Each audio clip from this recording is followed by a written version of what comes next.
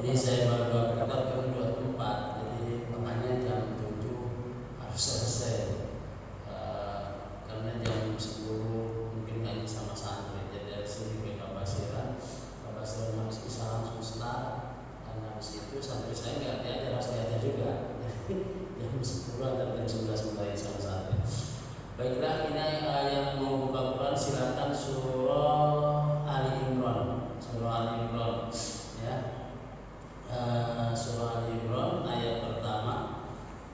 A'udzubillahi minasyaitonirrajim. Bismillahirrahmanirrahim. Alif Lam Mim. Allahu la ilaha illa huwal hayyul qayyum. Ini Alif Lam Mim ini pada umumnya mufassir menafsirkan Allahu a'lam bi muradihi bidzalik. Hanya Allah yang tahu maksud dari Alif Lam Mim. Walaupun para ulama berusaha untuk menangkap makna dari Alif Lam Mim, seperti di dalam tafsir Qurtubi abad ke-7, alifnya Allah, lamnya Rasul, mimnya Muhammad, atau mimnya Majid, ya, atau lamnya Jibril, mimnya Muhammad. Itu sah-sah saja, namanya juga penafsiran. Tapi mayoritas ulama menafsirkan Alif Lam Mim itu hanya Allah yang tahu maksudnya, tidak ada yang tahu. Sama dengan Yasin. Itu Yasin maknanya mayoritas ulama memahami hanya Allah yang tahu. Walaupun ada beberapa ulama menafsirkan Yasin itu singkatan dari Ya Insan. Wahai manusia, manusia di situ adalah Muhammad. Jadi wahai Muhammad. Ya kalau memang masuk akal, karena turunnya Yasin itu dalam kondisi Nabi Muhammad sedang sedih, perlu motivasi, ya, perlu ada yang menghibur hatinya. Jadi sedang sedih karena diejek, tidak dianggap akan kerasulannya, maka turunlah surah Yasin. Wahai Muhammad, innaka laminal mursalin. Seakan-akan Allah bilang, walaupun orang lain tidak menganggapmu sebagai rasul, tapi aku sebagai pencipta menyatakan bahwa engkau bagian dari rasul. Ini perlunya memang motivasi, ya. Sama dengan kita dalam kondisi keterpurukan, kalau tidak ada yang menyemangati, ya sedih juga. Nah, banyaklah dalam Quran termasuk Toha, Sin dan lain sebagainya, ya. Itu mayoritas ulama menafsirkannya hanya Allah yang tahu. Nah, Allahu la ilaha. Allah ilah. Ya, di sini ada Allah, ada ilah. Nanti ada Rabb. Allah la ilaha. Allah tiada Tuhan illa huwa, kecuali Dia. Orang-orang kafir dulu sebelum Islam datang, kan jaraknya dari Nabi Isa ke Nabi Muhammad itu 500 tahun. 500 tahun. Di atas Ka'bah itu berhala, mereka sebut Allah.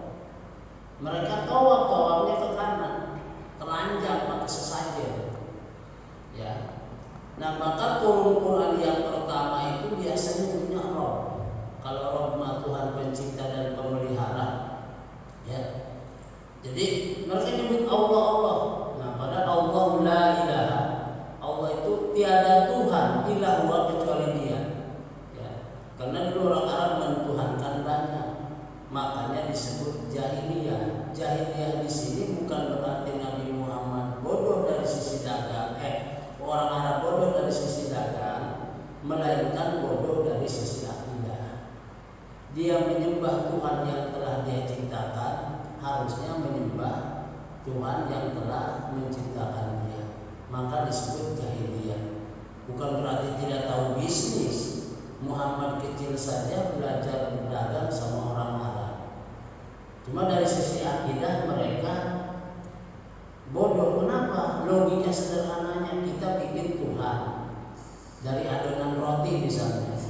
Lalu kita sembah, habis nyembah lapar dimakan, kan ini maksudnya di mana kecerdasan kita gitu. Nah makanya disebut jahiliyah. Jadi ditegaskan Allah la ilaha illallah, tidak Tuhan selain Dia. Disifati lagi di sini al-hayyu al-qayyum. Al-hayyu yang maha hidup, al-qayyum berdiri sendiri. Tapi ingat al-hayyu, hidupnya Allah ada pembatas, ada yang digarisbawahi apa? Mukhalafatul lil hawadis. Hidupnya Allah itu berbeda dengan hidup makhluknya. Kalau kita disebut hidup, kalau orang yang pandangannya materialisme, yang namanya hidup itu dari tangan ke mulut, yaitu makan. Kalau nggak makan nggak hidup. Itu pandangan materialisme. Kita lihat di dalam tubuh kita, ada ruh, ada rohan. Kalau ruh keluar, manusia mati. Kalau rohan keluar, manusia tertidur. Makanya kalau lagi ngaji tiba-tiba mulutnya menguap terus, ini pertanda rohan keluar. Nah ketika rohan bertemu dengan akal, terjadi mimpi. Ya, itu kajiannya ada khusus. Tapi kalau bahasa Arab, kalau jiwa nafsu, makanya kullu nafsin bukan kullu ruhin. Nanti ada jiwa banyak di tubuh kita ini. Makanya ada filsafat manusia. Nanti ketika kita pecah ruh ada 3, ada ruh ruhania, ada ruh sultania, ada ruh jasmania. Nah kita bisa meraba begini nih, ini kasar, ini halus. Kenapa? Karena ada darah berjalan, jantung berdetak, darah berjalan, sehingga kita bisa merasakan ini kasar, ini halus. Itu kalau coba kesemutan, nggak bakalan. Nah itulah yang disebut jasmani. Menyebabkan mati juga coba jalan-jalan berhenti. Ya. Oh di kajian pun banyak ada rohaniah, sultaniah, macam-macam. Makanya nanti dalam ajaran tarekat ada 7 latifah itu. Ya, jadi al-hayyu Allah hidup tapi mukhalafatul lil hawadis. Jadi selalu berbeda dengan yang baru. Di sini sering terjadi silang pendapat antara tafsir ahli sunnah wal jamaah dengan Mu'tazilah. Jadi kalau ahli sunnah wal jamaah ketika dalam Quran ya Allah, kan secara teksnya, secara harfiah yang Allah itu tangan Allah, ditafsir, ditakwil sama ahli sunnah wal jamaah, bukan ya Allah itu tangan Allah, tapi kekuasaan Allah. Tapi kata Mu'tazilah, ya dulu ya tangan Allah, cuma berbeda dengan tangan makhluk. Kira-kira maksud apa? Kalau di kampung aja sama kiai kampung pasti disebut Mu'tazilah sesat. Pasti. Saya kasih logika aja. Ketika orang bilang dalam Quran ya Allah, tangan Allah ditafsirkan menjadi kekuasaan Allah, berarti majazi. Ya, majazi itu artinya ada konotasi. Tapi ketika ya Allah disebut tangan Allah tapi tidak seperti tangan makhluk, masuk akal juga enggak? Itu makanya sering terjadi antara di sini perbedaannya ahli sunnah wal jamaah dengan Mu'tazilah. Ya, jadi ahli sunnah wal jamaah itu paham teologi, paham akidah, bukan paham fikih.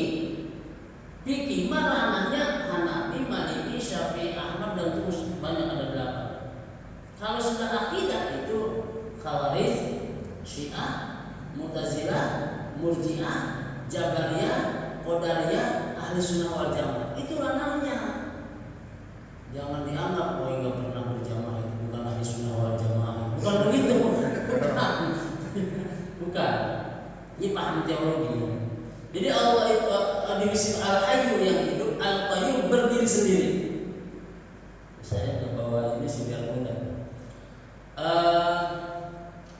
Kalau kita lihat di sekitar kita ada pohon kelapa.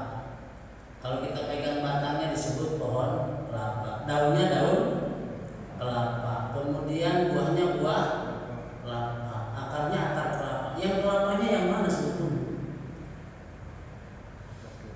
Jadi Allah itu berdiri sendiri. Berdiri sendiri.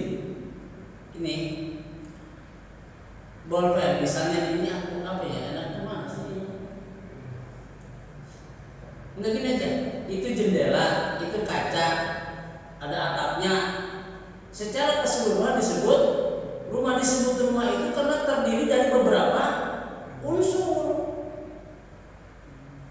Jadi ada jendela, ada kaca. Makanya kalau dalam ilmu mantik ada namanya di dalam Labdiyah Wadiyah, ketika disebutkan maka tergambar di benak kita rumah. Pasti di otak semua orang ada rumah itu, ada gentengnya, ada pintunya, ada jendelanya, kan itu. Jadi ketika dicopot, jendelanya dicopot, pintunya dicopot, gentengnya dicopot, yang disebut rumahnya yang mana sebetulnya? Atau ini masjid Al-Amin, copot pintunya, copot jendelanya, copot dindingnya, yang disebut masjidnya yang mana? Artinya ini bisa disebut masjid kan berdirinya karena terdiri dari beberapa unsur. Nah itulah Allah itu qiyamu binafsi, al-qayyum, berdiri sendiri. Kalau kita nggak bisa kan, apalagi nih Pak Diki yang orang ekonomi. Makanya sebetulnya orang konglomerat itu bagus sodako. Kalau nggak sodako zaman sekarang mati bisnisnya. Karena siapa yang mau beli? Supaya uang berputar yang kaya sodako, nanti kan yang miskin belanja.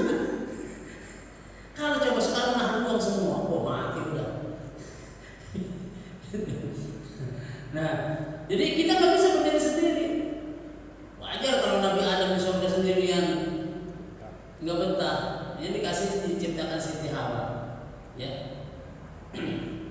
Dilihat dari berbagai macam sisi pun kita tidak berdiri sendiri, ya. Termasuk kita pakai pakaian ini buat jasa berapa orang.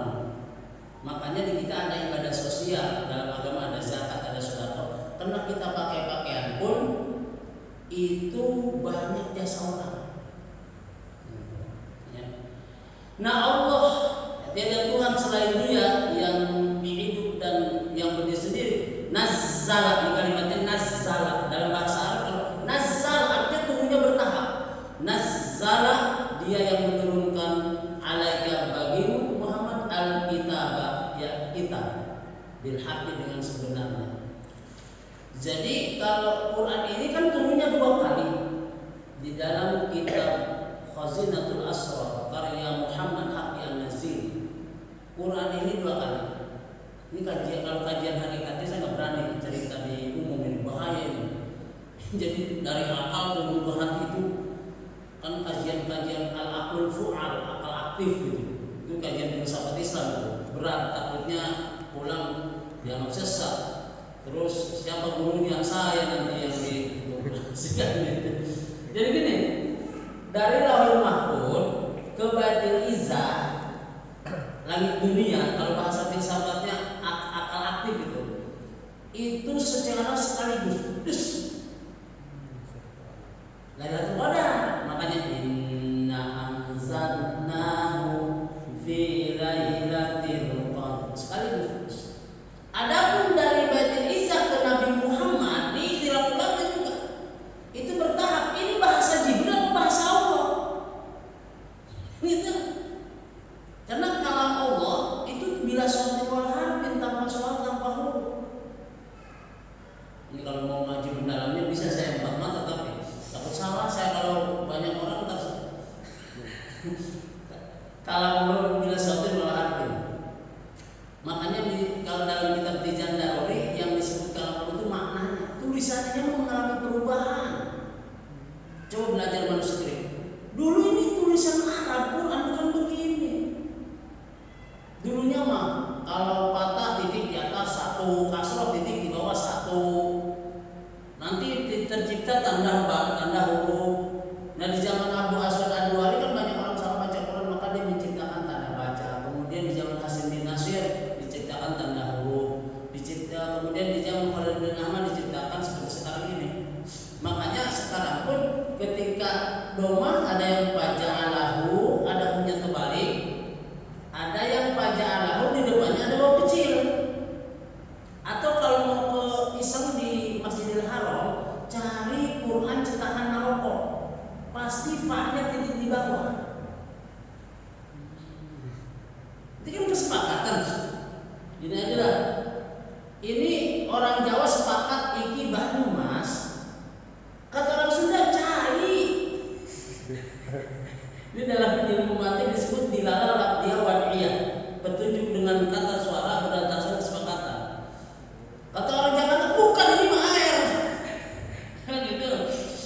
sepakat. Oh, makanya ada namanya qiraat tadinya 50 menjadi qiraat sab'ah. 21 menjadi qiraat sab'ah. Diterangkan biar enggak ngaco. Ya. Gitu. Jadi Quran diturunkan kepada Nabi Muhammad tujuannya apa? Musaddiqan lima baina yadayhi. Jadi Quran itu mereformasi, membenarkan kitab-kitab terdahulu. Jadi ada ruh yang tidak dibuang. Salah satunya kesamaan Al-Quran dengan kitab terdahulu dari sisi mengesahkan Tuhan. Sama dari Nabi Adam sampai Nabi Muhammad, la ilaha illallah. Lalu perbedaannya di mana? Di ibadahnya, teknisnya. Jadi la ilaha illallah Musa Rasulullah. Maka tata cara ibadahnya beda. Di zaman Nabi Musa sholat nggak ada rukunya, nggak ada sholatnya berdiri. Makanya ada ayat Quran aqimus sholat wa atuz zakat warka'u ma'ar-raki'in. Disuruh sholat ujungnya disuruh ruku. Orang di dalam sholat ada ruku kan, gitu logika kita. Nah itu ini kan menunjukkan bahwa di zaman dulu nggak ada. Bahkan tiap nabi beda-beda sholatnya, waktunya. Kemudian di zaman Nabi Musa, di zaman Nabi Nuh, kalau poligami boleh. Kakaknya kita suka, adiknya kita suka, kita borong dua-duanya. Di zaman Nabi Muhammad dilarang. Sama lah ilaha illallah semuanya. Kemudian di zaman Nabi Musa, kalau tobat harus bunuh diri. Tobat bunuh diri, kalau mau tobat ya bunuh diri. Di zaman Nabi Muhammad dilarang. Ya. Jadi mereformasi itunya, teknisnya kalau semuanya sama, mengesahkan Allah. Hanya tata caranya berbeda. Dulu kalau kena najis, di kulitnya buang yang kena najis. Di zaman Nabi Muhammad tidak perlu, buang aja najisnya. Ya, nggak perlu buang kulitnya. Maka nanti di kajian fikihnya dalam bahasa Arabnya ada najis, ada mutanajis. Kalau najis benda tidak bisa berubah, dia tidak bisa selamanya najis. Seperti tai ayam digosok pakai Vaseline, pakai rinso, tetap aja najis. Tapi kalau benda suci kena najis, namanya bukan najis. Contoh, Bapak misalnya nelen biji rambutan, keluar biji rambutan lagi, masih utuh. Nah itu bukan najis. Disucikan lagi, ditelan lagi. Kopi luwak kan, bukan lagi iklan, bukan. Jadi ada najis, ada bukan najis. Asal jangan hancur. Nelen biji rambutannya keluar hancur ya, jangan itu mah. Masih berbentuk biji rambutan. Ya, makanya di sini kalimatnya Quran musaddiqan lima baina yadayhi. Jadi ikut membenarkan kitab-kitab terdahulu sama. Cuma teknis yang beda. Ya. Wa anzalat Taurata wal Injil. Allah juga menurunkan Taurat dan Injil min qablu sebelum Al-Qur'an. Tujuannya apa? Hudan linnas, sebagai petunjuk bagi manusia. Jadi ketika kalimatnya hudan linnas itu petunjuk bagi manusia, tapi ketika hudan lil muttaqin, bimbingan bagi orang bertakwa. Artinya siapapun orang yang mengkaji Quran bakal dapat petunjuk. Sering saya sampaikan, bapak-bapak saya yakin sering baca Yasin. Coba lihat surat Yasin. Alladzi ja'ala lakum minasyajaril akhdari nar. Kan itu juga kan Yasin, bahwa di pohon yang hidup ada api. Kan harusnya diteliti kan? Bisa diteliti sama non-muslim, diteliti. Apa yang kalau mungkin bapak lebih tahu, kalau siang hari pohonan mengeluarkan apa?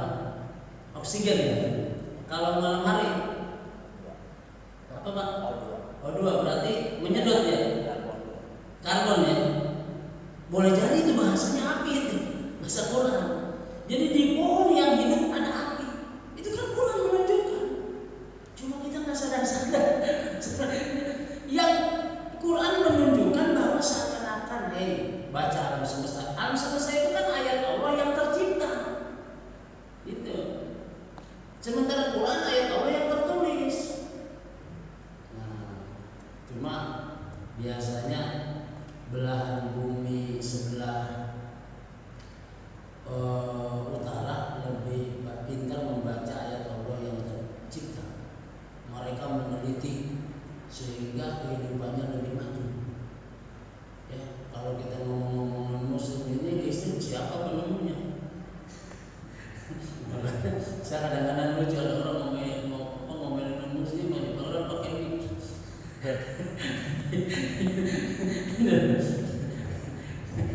Padahal Allah telah jelaskan laqad karamna Bani Adam. Bani Adam itu berarti Islam dan bukan Islam. Jadi di sini kadang-kadang kita tidak bisa menempatkan mana muamalah, mana ibadah. Kalau muamalah tidak mengenal agama, dia harus berbuat baik. Bahkan di dalam fikih dibahas bapaknya non muslim, anaknya muslim, tetap harus hormati selama tidak melanggar akidah. Hormati dengan sebab ibunya dia ada, tanpa ibunya nggak ada. Nah ini ya. Selanjutnya kalimatnya wa anzala nih. Kalau wa anzala berarti sekaligus wa anzalal furqana. Nah, dan menurunkan juga furqan, pembeda antara hak dan batil. Ya. Jadi nama-nama Quran itu secara keseluruhan ada 55. Di dalam kitab Ajaibun Minal Quran dijelaskan, di dalam kitab Khazinat Al-Asrar dijelaskan, nama Quran itu banyak, ada 55, ada Al-Furqan, ada Al-Kitab, ada apa lagi? Syifa dan banyak lagi yang lainnya. Nah, Allah menurunkan kalimat Al-Furqan sebab yang membedakan antara hak dan batil. Ya. Innal ladzina kafaru. Ini kalau kata-kata kafar dalam Quran belum tentu non muslim.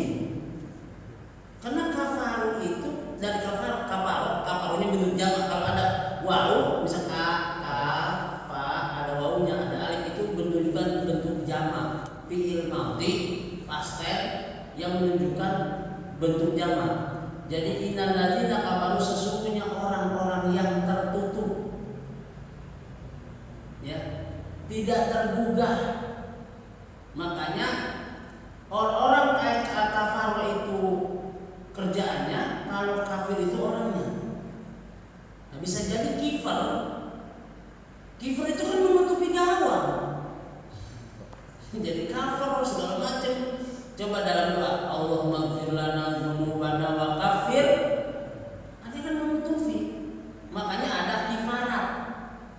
Kifarat itu menutupi.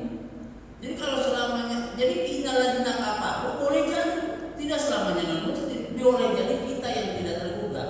Innal ladzina kafaru, sesungguhnya orang yang tertutup bi ayatillahi, dengan kebesaran Allah. Misalnya dalam kondisi begini nyala-nyalain orang, aduh masalah rezeki segala macam, tiba-tiba ada cecat. Kalau kita orangnya tergugah hatinya, iya ya cecat aja makanya bisa terbang, sementara dia tidak bisa terbang, kok dapat rezeki ya sudah, kan gitu.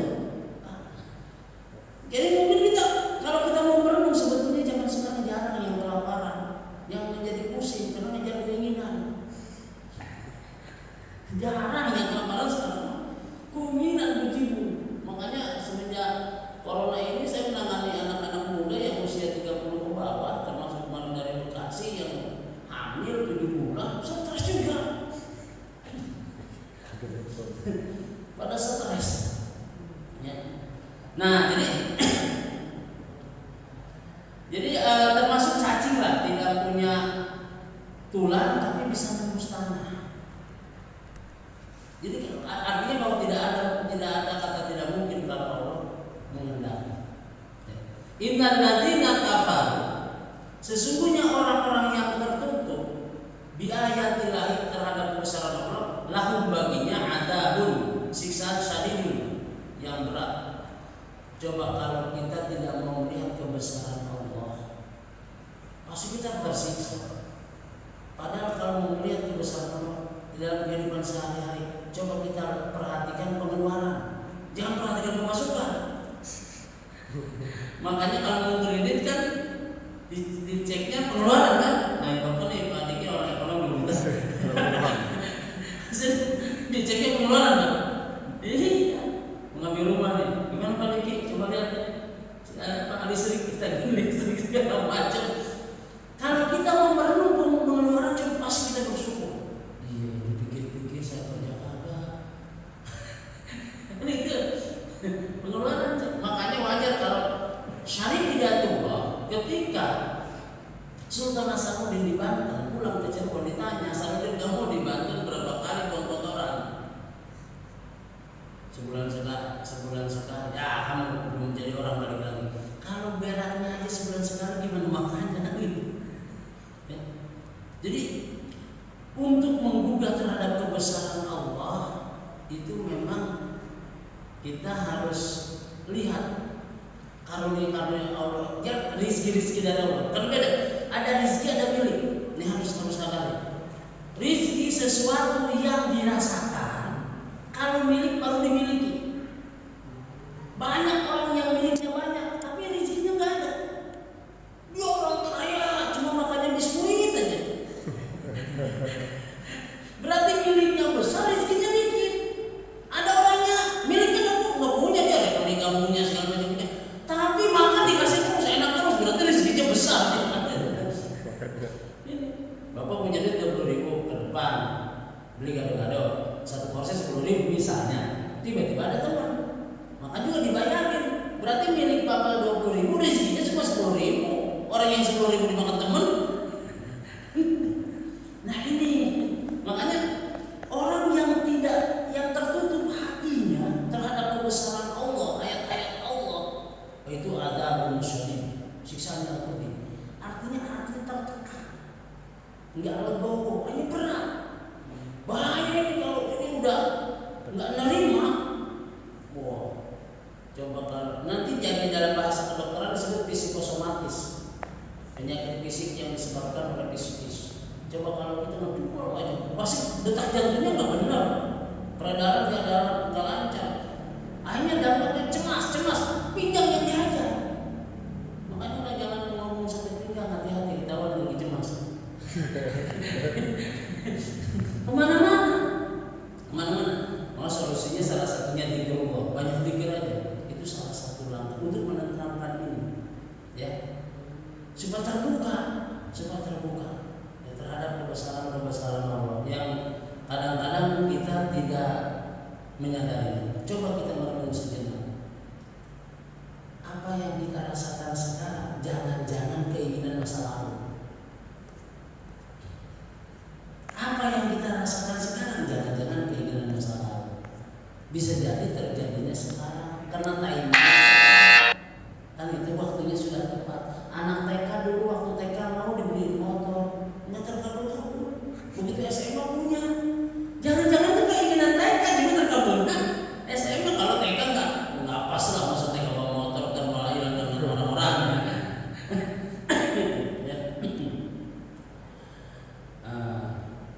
Wallahu azizun, atau Allah itu ghalibun itu mendominasi, ya intiqam. Jadi Allah itu mendominasi siksaannya, menimpakan bisa hukumatan syadidat siksaan yang pedih. Ya. Jadi pada dasarnya kalau kita mau legowo, insya Allah segala persoalan mudah. Nah, kebanyakan nggak legowo. Nah ini akhirnya syadidun adabun syadid, siksaan yang pedih. Ya, tersiksa oleh diri kita sendiri sebenarnya. Ya, kita tidak tahu makom level kita di mana, sehingga kadang-kadang keinginannya melebihi level makom. Nah ini penyakit ya. Bukan melihat yang telah Allah berikan banyak kok. Contoh lah, ini nggak usah jauh-jauh. Perasaan walaupun kita sering ngambek, lockdown segala macam, tapi kayaknya nggak ada yang laparan ya, makan aja ya. Dalam makan dikit wajar lah. Caranya aja. Inna Allah la yakhfa alaihi syai'un. Bagi Allah itu tidak ada yang tersembunyi. Sesuatu fil ardi di bumi wala fis samai, dan yang ada di langit, termasuk yang ada di dalam diri kita, tidak ada yang sembunyi. Makanya kalau berdoa buat pribadi nggak usah ngomong di hati aja, dikit-dikit aja. Nanti yang tersirat yang dikabulkan. Ini Bapak kalau pikir justru yang dipikirkanlah yang mustajab. Kalau doa gini seremoni Allah.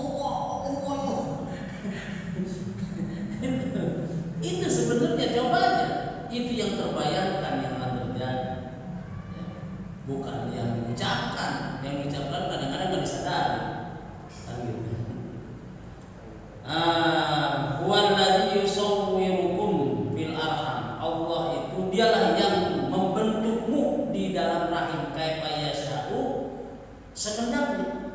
Terserah. Allah membentuk kamu di rahim. Sudah dibentuk, ya. Mau jadi laki-laki, mau jadi perempuan, itu kehendak Allah. Hanya saja Allah melibatkan hukum kausalitas. Ya.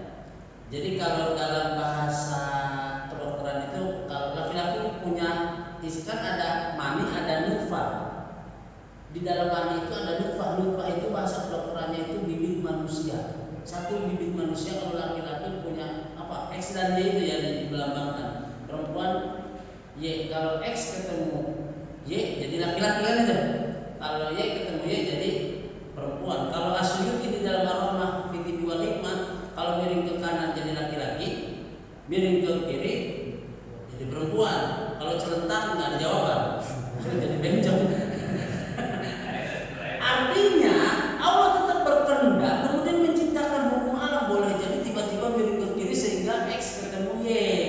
Padahal kehendak Allah, cuma ketika Allah akan menjadikan sesuatu biasa menciptakan hukum sebab akibat. Walaupun tanpa hukum sebab akibat pun terjadi. Ya. Nah, di sini memang sedikit perbedaan antara Qadariyah dengan Jabariyah. Kalau kata Jabariyah tidak mengenal hukum sebab akibat. Ya semua kehendak Allah, terserah. Tapi kalau Qadariyah dia lebih menekankan hukum sebab akibatnya. Misalnya kata Jabariyah, yang mengenyangkan perut Allah, bukan nasi. Nasi sebabnya juga nggak bakal kenyang kalau Allah tidak mengenyangkan. Kata Qadariyah nggak bisa, yang menyebabkan kenyang itu nasi, sebab Allah telah menciptakan hukum sebab akibat. Kalau nasi masuk perut kenyang. Nah akhirnya lahir paham Ahlussunnah wal Jamaah. Kata Ahlussunnah wal Jamaah, yang mengenyangkan Allah sebabnya nasi. Itu sebabnya paham Ahlussunnah wal Jamaah itu gabungan antara Jabariyah dengan Qadariyah.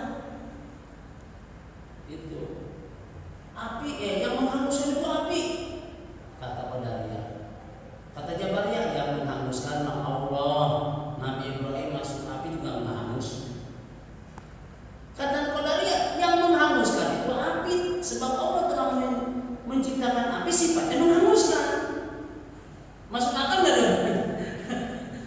Akhirnya lahirlah paham Ahlussunnah wal Jamaah di zaman Abbasiyah, yang menghanguskan Allah sebabnya api. Itu jadi ya, jadi ini paham teologi dulu. Kemudian la ilaha illallahul azizul hakim. Ya, tiada Tuhan selain Dia yang Maha Mulia dan bijak. Ya. Walladzi anzala al-kitaba min ayatin muhkamatun ummul kitab wa ukhra mutasyabihat. Nah, ini ayat selanjutnya, Pak. Kita singkat aja. Ayat Quran secara umum terbagi dua. Satu ayat muhkamat, atau istilah tafsir itu ayat qat'iyatul dilalah. Jelas tanpa tafsir pun orang paham. Seperti mustahik zakat dan fuqara wal masakin tidak perlu tafsir. Dengan baca teks Quran paham. Tapi ada ayat yang mutasyabihat, doniyatul dilalah, tidak jelas maknanya. Nah, bagi orang yang punya kepentingan baik, ayat yang qat'i yang sudah jelas menjadi rujukan. Ketika menemukan ayat mutasyabihat, ayat qat'i itu yang jadi rujukan. Tapi bagi orang yang punya kepentingan kelompok pribadi, ayat yang mutasyabihat dijadikan rujukan. Misalnya dulu ketika P3 menghantam Golkar, la taqrabu hadhihi syajarah, jangan dekati pohon, jangan menusuk dan melambangkan pohon. Ayat 35. Padahal itu Allah ngomong Nabi Adam, bukan kampanye. Ini kan di bawah-bawah akhirnya gitu loh. Ini politisi memisahkan ayat sebetulnya, bawa ayat orang bukan ke situ tujuan. Gitu loh, ya. Jadi ayat itu terbagi dua. Ini yang jadi masalah. Ada orang yang punya kepentingan pribadi dan kelompok, ayat-ayat mutasyabihat yang dijadikan pegangan untuk menghantam lawan.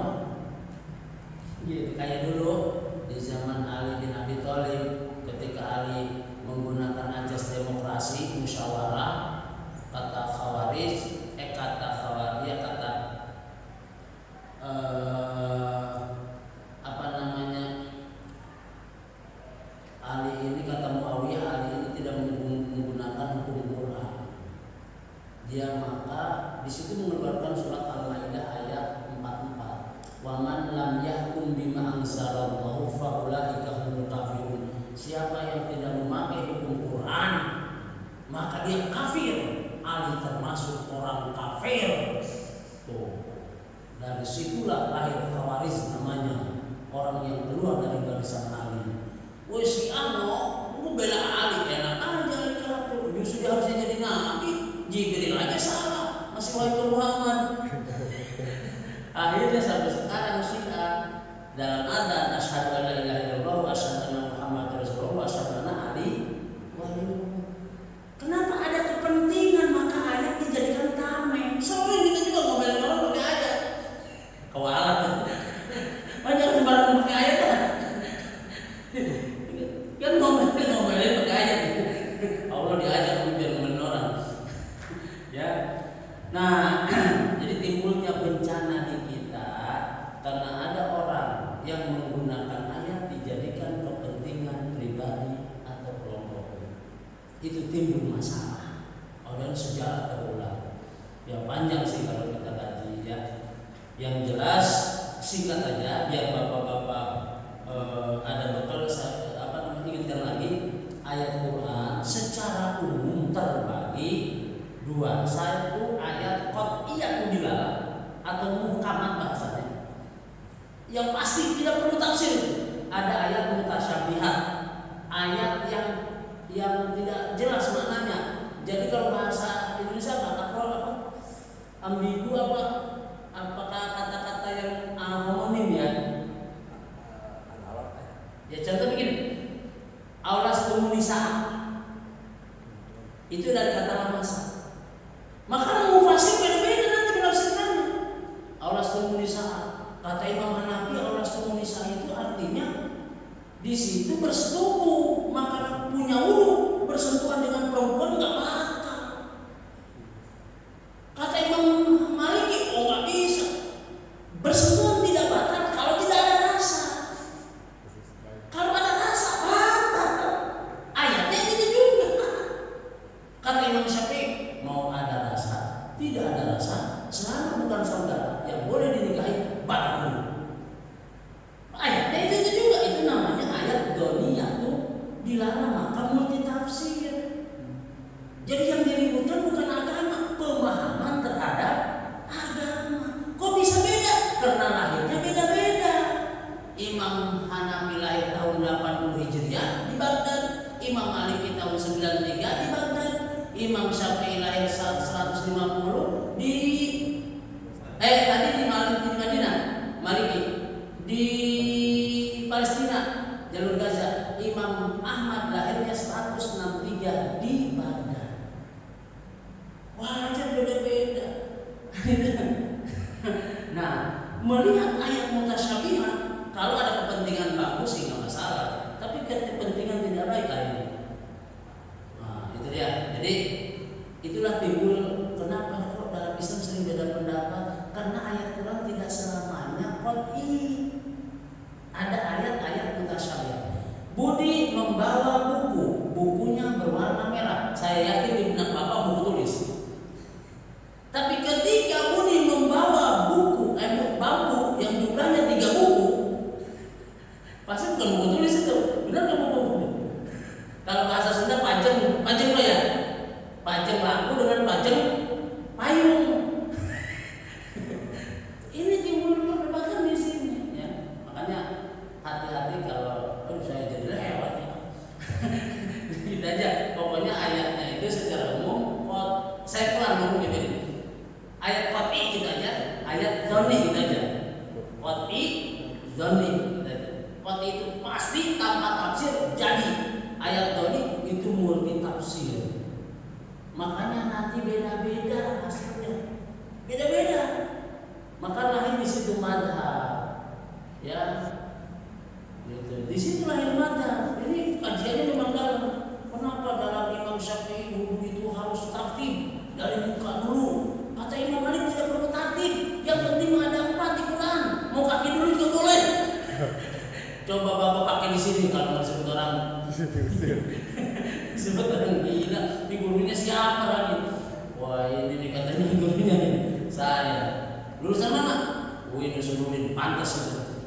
Orang sesat. Jadi di sini. Jadi jangan heran kalau timbul perbedaan. Cuma pesan saya ketika timbul di pemahaman jangan ngotot. Karena itu bukan agama, itu pemahaman terhadap agama. Yakini apa yang jalankan apa yang Bapak yakini. Ya, gitu. Banyak masalah Fatihah aja berebutan. Imam Syafi'i wajibnya dari bismillah. Kata Imam Malik, pelan aja bismillah. Kata Imam Malik, enggak bismillah. Imam Ahmad justru dari auzubillahi minasyaitonirrajim. Lalu bingung yang mana ya? Baiklah, karena waktunya habis, itu saja yang dapat saya sampaikan. Assalamualaikum